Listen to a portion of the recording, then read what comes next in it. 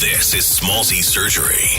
Please welcome Steven Sanchez. Hi there, this is Steven Sanchez.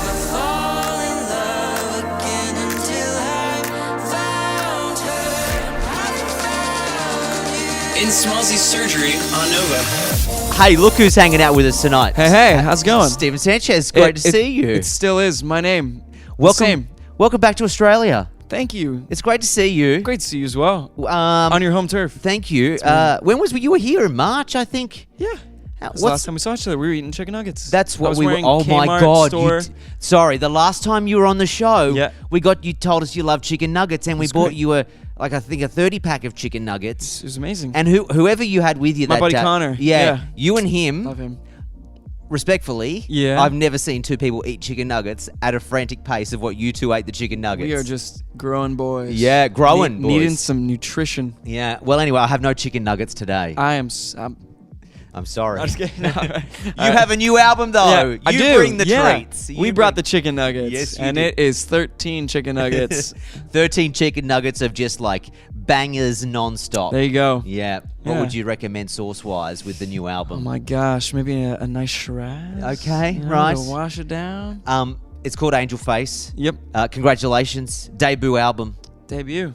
How does it can feel? be? It feels really good. It feels really, really good. You know, I've been sitting with these songs for quite a while. You know, we started recording it in December and writing it, and it's feeling good as we're releasing. You know, the singles are all out now, and Yeah. you know, it's just game time. Yeah, absolutely. Yeah. Traveling the world doing the promotion. Yep. Whereabouts has your musical journey taken you so far? I mean, everywhere. Country-wise, obviously Australia's probably the furthest away from home. Yeah, pretty far. Glastonbury was pretty far. That's true. Glastonbury was Sorry, pretty and far. I have a note here. Glastonbury with Elton John. Yeah. Yeah. Love him very much. How did that happen? Oh my gosh. I mean, so the story goes, David, his husband, they run the Rocket Hour podcast together. Yes. As we know. And he put Until I Found You on Elton's desk. Yes. Elton loved the song. Sure. Him and I got connected on the phone. Okay. He called me randomly while I was at iHeartRadio in Denver. Did your phone, was it a private number? It was an anonymous number. Okay. It was just a random, like... Did you think to yourself, could be a telemarketer, well, won't that's answer? what I thought, but I don't really get a lot of anonymous number Sure. written out. And I was like, that's weird. Weird. I'm going to answer that. Yeah. And he called me. He was like, hey, it's Elton. And I'm like, oh. No, it's hey. not. No, it's not. You're a liar. Yeah. John, It's why a would lie. you be calling? So we got connected a few times over the phone. What did he say to you? He just apparently he swears a lot. he hasn't sworn to me. No, very he hasn't. much. Okay. Yeah. I just thought he would have got. Fucking love that song. Oh man, he's wonderful. I guess Yeah. in the swears, I drop a swear every now and again. Yeah, no, that's fine. What did he say on the phone? On the phone, was he it was very like, professional? Like it you're was just connecting nice. with the king or the queen, or It was just nice, like flat out nice. He was just like, man, like you're like a young Chris Isaac. Like, where'd you get that from? I'm like, I don't know. I don't know. Like, you know, and it was cool. I mean, if like those phone calls that last, you know, a minute and 30 seconds feel like, you know, yeah, a second, and then Yeah. you're like it's over, and you're like, okay. and then you're reliving it in your head. Yeah, and you're going, like, did I embarrass myself? Yeah, did I say something stupid? And so we got connected a few times, and we finally met in person. And Yep. you know, he announced me at a show that we were playing, the boys and I, and we played, and he loved, you know, the song live, and he asked me to come and play at Glastonbury with him. That was it. Were you nervous? I mean, yeah. Yeah. Elton John's there. You know, Yeah. we had Niall Horan there, Sabrina But Carpenter. the crowd Ice also Spice. too, right? Like, Yeah, I mean- it goes back as far as the eye can see. Yeah. Oh, at Glastonbury. Yes. Oh my God. I mean, man, I'm just glad that. So Paul McCartney was there. Yeah, I wow. didn't know that till after Thank the show. God you Thank God. I Yeah. would have been shitting bricks, Yeah. man. I don't know if that's a saying, but Yeah, this- no, it absolutely is. Horrified. Yeah.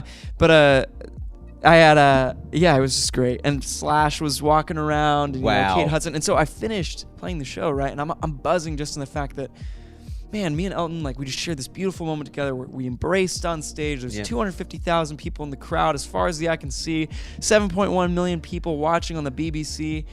And I get off stage, right? And Kate Hudson comes running over to me. No. And I'm just like, And she's like, you did so great. And I'm like, oh my God, she's pinching my cheek. I'm like, Kate Hudson's touching me. Like, this is awesome. Like, it's all happening. Penny Lane, you know? Yeah. Almost Famous. You should watch that movie if you haven't. Great movie. And then 2 seconds after that, Paul McCartney comes walking down. No. And I'm just like, there's Paul McCartney. Wow. And I was just like, God, please send Paul McCartney my way. Like, please just let me meet him. And he comes walking over. And he's like, oh, you did so good. And he just comes walking over. Wow. And he's walking so cool. He's so cool. And he's just like, man, you got pipes. And I was like, you're Paul McCartney. That's it. I was like, I'm Steven. And he's like, I'm Paul. I know I'm who like, you are. I know. No shit, yeah, man. Like, yeah. of course you're Paul McCartney. And we're talking. And, you know, and then 2 seconds after meeting him, taking a nice photo, you know, I walked down and Slash comes walking by and he's like, hey, man, great job. Was he wearing a hat? And he gave me a fist bump. Oh, fist bump. And that was it. And then he walked back. You know, that's awesome. do you know my Slash story? Huh. I sat next to him in economy on a plane one time Did you really? to the EMAs. What? That was where I was like,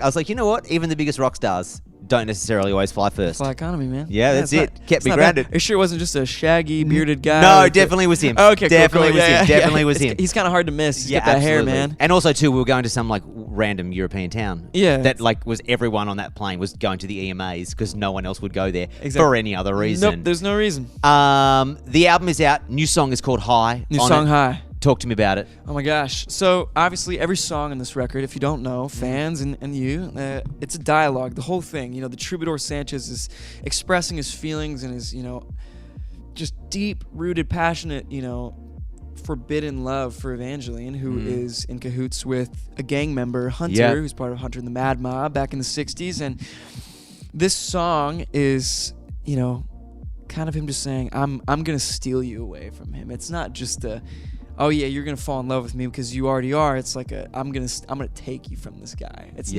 not even just please love me anymore. It's like I'm gonna steal you away. I'm gonna make you feel good for the rest of your life. I love the creation behind the record, the narrative, the depth and thought. Yeah. Do you have a second one in you, or are you burning all the ideas in the first one? I don't know. You know, it's kind of just definitely not burned out for sure. I'm loving, you know, telling these stories and having this. I think right now I'm just riding the wave of this story, you know, because it's really the first one. It's the baby, you know. Yeah, for really sure. coming out. And so, you know, with High, it's just it's really exciting for me because it gives the troubadour a bit more edge. You know, the whole time in the story, he's romantic and you know he's longing for Evangeline. He's sweet with her, and it's the first time that Evangeline has really fallen in love, and that's why there's this confliction because she's with Hunter out of fear and wants to be with the troubadour out of love, and now he's like, okay, I'm gonna give you a little bit of an edge, and I'm gonna steal you from this guy. I love it. And it's a bit of a sexier song, which is fun too, and we love that, you know. We love a bit of sex. Yeah, a little bit. Just a little bit. I Also, guess. sorry, it says here on my notes here, did you play at Sophia Richie's wedding?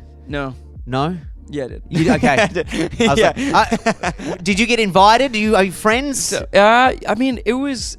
Yeah, you have celebrity friends now. It's just a beautiful kindness, you know, that I got to have and be a part of their special day. It was a kindness to me, and it was a kindness to them that I got to be a part of that, and for them to have me be a part of their day was great.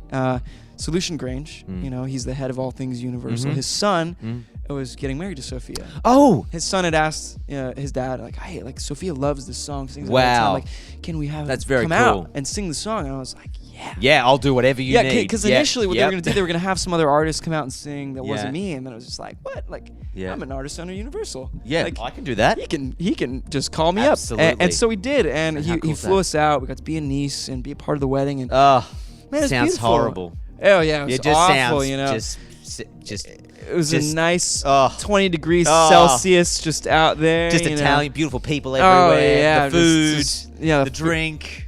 Oh. Yeah, it's pretty bad. Just the whole thing. No, it was great, and there was wonderful people there, and you know, Oh, how great! Yeah, apart from it being very star-studded, you know, it was Oh, exciting yeah. just to be able to have a drink with everybody, and it was very sweet. So. All right, Steven Sanchez hanging out with us. Debut album, Angel Face, is out now everywhere. It's your first record, first full record. length. First so thing. I have a game of firsts. Okay. Just other things the first time. You tell me about them. How does that sound? I'll That ask you the sounds question. nice. Okay.